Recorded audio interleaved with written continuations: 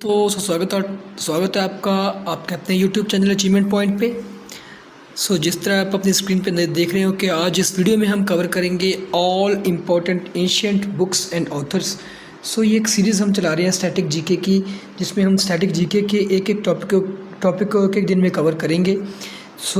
हमारा आज का टॉपिक है कि हम जो एंशिएंट बुक्स हैं, जो पुराने, जो हमारी हिस्ट्री की 3 इरा हैं, उसमें से एशियन टाइम का जो बुक्स हैं मेन, जो हम पढ़ते हैं, हमारे कॉम्पिटिटिव एग्ज़ाम में पूछी जाती हैं, उन बुक्स को हम कवर करेंगे। वीडियो के अंत तक बने रहें। और अगर आप चैनल पर नए हैं तो अगर चैनल को सब्सक्राइब नहीं किया तो प्लीज़ चैनल को सब्सक्राइब कर लें और बेल आइकन को प्रेस करें ताकि आने वाली हर एक वीडियो का नोटिफिकेशन आपको मिलता रहे। आइए वीडियो को शुरू करते हैं। पहला पेज ये है कि रामायण। बुक्स के नाम सामने उनका ऑथर का नाम लिखा है। रामायण के रचयिता कौन हैं? रामायण के रचयिता हैं वाल्मीकि जी। दूसरा क्वेश्चन है कि महाभारत हमारे सामने लिखा है कि उनके रचयिता कौन है? वेद व्यास। इस पर हम बहुत कंफ्यूज होते हैं कई बार कि रामायण और महाभारत, क्योंकि वी से वाल्मीकि और वी से वेद व्यास। जैसे महाभारत काफ़ी बड़ा है, तो हम इसे देखिए याद करने के छोटी छोटी ट्रिक्स जरूर यूज़ करेंगे हम। महाभारत जैसे कि थोड़ा सा बड़ा है, इसके 2 पार्ट हम बोल सकते हैं, वी है ना। महाभारत बड़ा है तो उसके बाद 2 पार्ट वेद व्यास। रामायण एक बार में बोला जाता है, उसे बोल सकते हैं एक वी वाल्मीकि। नेक्स्ट है कि अर्थशास्त्र किसने लिखा है? अर्थशास्त्र जो है वो कौटिल्य, जिससे हम चाणक्य भी बोलते हैं। इससे हम थोड़ा सा स्टैटिक की ओर जाएं तो कौटिल्य कौन थे? कौटिल्य थे जिनको हम चाणक्य, मतलब अर्थशास्त्र जो हमारी इकोनॉमिक्स है, उनके फादर भी बोलते हैं। और ये जो थे, ये चंद्रगुप्त मौर्य के टाइम पे थे, जिन्होंने चंद्रगुप्त मौर्य मतलब मौर्य साम्राज्य की स्थापना की थी। स्थापना करने में चंद्रगुप्त मौर्य की हेल्प की थी। मीन्स कि उन्होंने ही मतलब सजेशन दिया था, या उन्होंने मोटिवेट किया था चंद्रगुप्त मौर्य को मौर्य साम्राज्य स्थापित करने के लिए। नेक्स्ट बुक है गीता गोविंद बहुत इंपॉर्टेंट बुक है। हमें ज़्यादा शायद नहीं देखी होगी आपने, बट ये काफ़ी पेपरों में पूछी जाती है। इसके राइटर हैं जयदेवा। नेक्स्ट क्वेश्चन, अभिज्ञान शाकुंतलम मोस्ट इंपॉर्टेंट बुक है। अभिज्ञान शाकुंतलम जो है वो कालिदास जी ने लिखी है। कालिदास जी की और भी काफ़ी बुक्स हैं, जैसे ऋतुसंहार, मालविकंगनम, अग्निमित्रम। वो भी बुक्स हमने याद रखनी है। वो नेक्स्ट वाली वीडियो में हम और भी बुक्स इनकी कवर करेंगे। एंशिएंट बुक्स के अभिज्ञान शाकुंतलम है ना, अभिज्ञान शाकुंतलम इनकी बुक है। और गीतांजलि सबसे मोस्ट इंपॉर्टेंट बुक है, गीतांजलि। इनको हम एक स्पेशल कैटेगरी में पढ़ेंगे। फ़िलहाल हम एक एक बुक को कवर कर रहे हैं। जो मोस्ट इंपॉर्टेंट है, अभिज्ञान शाकुंतलम जो इसकी कालिदास की बुक है। और 1913 में गीतांजलि बुक के लिए कालिदास जी को नोबेल प्राइज़ मिला था। ये भी हमें याद रखना है। नेक्स्ट जो है वो हमारी बुक है हर्षचरिता जो बुक है वो उनके राइटर कौन है? बाणभट्ट। और एक और जो बुक है बाणभट्ट जी की, बहुत इंपॉर्टेंट है, उसका नाम है कदम्बरी जो बुक है वो भी बाणभट्ट जी द्वारा लिखी गई है।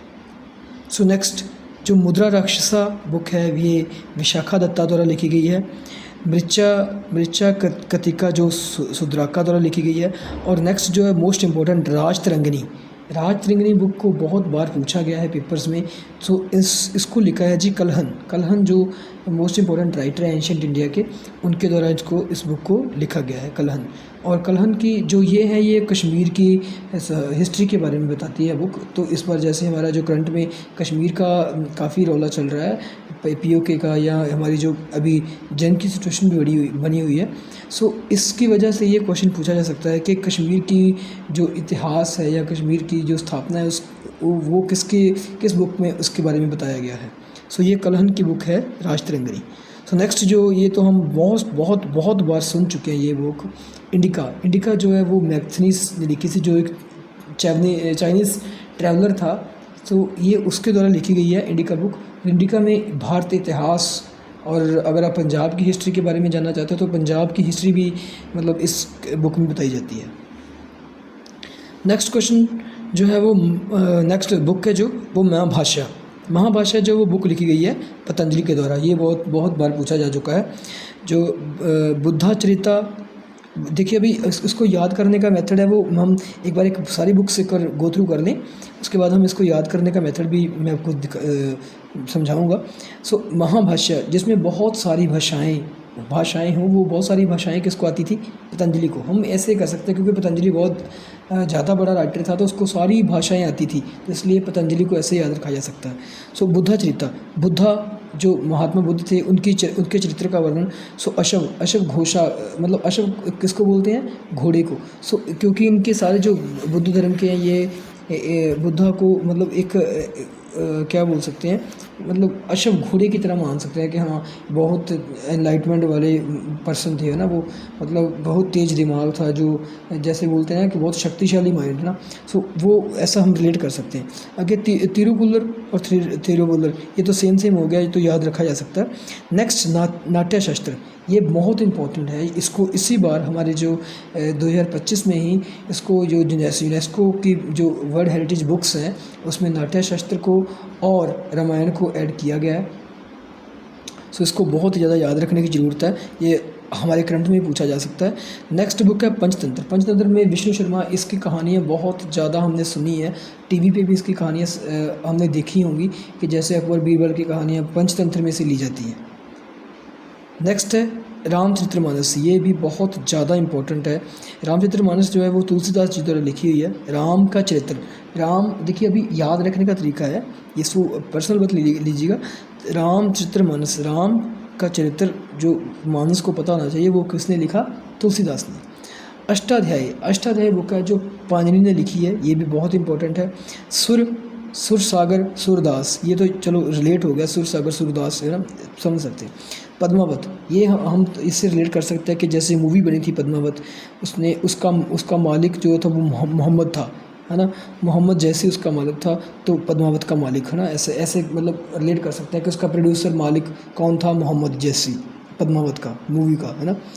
अमुक्तला मय्यादा, कृष्णा देवरैया, है ना, तो ये याद रखने वाली हैं। जटाका टेल, ये बुद्धिस्ट स्कॉलर्स हैं जो जटाका पिटाका, ये हमारे मतलब सुत पिटाका हम बोलते हैं ये वाला ना, तो ये बुद्धिज़्म से रिलेटेड है, तो हम ऐसा याद रख सकते हैं जटाका पिटाका, है ना।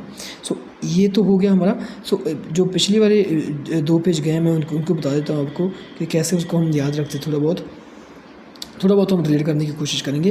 देखिए अर्थशास्त्र तो हमें पता चलता है कि इकोनॉमिक्स, कौटिल्य, है ना। रामायण और महाभारत का मैंने बता दिया था कैसे याद रखना है। गीता को हम कैसे पढ़ते हैं कि गीता जय, है ना, जय मतलब हम जीतने के लिए, उसमें महाभारत का युद्ध दिखाया गया है ना गीता में, तो उसमें जय की मतलब जय का वर्णन है ना, तो जय का बोल सकते हैं ना, तो जीता हुआ कुछ, है ना।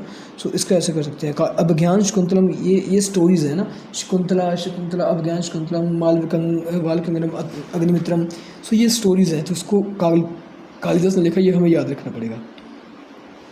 हर्षचरिता बाणभट्ट ने लिखा था, है ना। सो ये मैं बता चुका हूँ मैं। सो इसलिए हम सारी स्लाइड को एक बार देख चुके हैं, सो इसलिए ये हमारी इंपॉर्टेंट बुक्स है सारी। सो इसमें से कोई 2-4 रह गई होंगी तो हम नेक्स्ट वीडियो में कवर करेंगे। सो बहुत बहुत धन्यवाद वीडियो को पूरा देखने के लिए। अगर आप इस तरह की वीडियोस, इस तरह की स्टैटिक जानकारी जो हमारे पेपर्स में पूछी जाती है वो जानना चाहते हैं तो चैनल को सब्सक्राइब कर लें और अपने दोस्तों के साथ शेयर करें और अपनी और अपने दोस्तों की हेल्प करें। बहुत बहुत धन्यवाद, थैंक यू।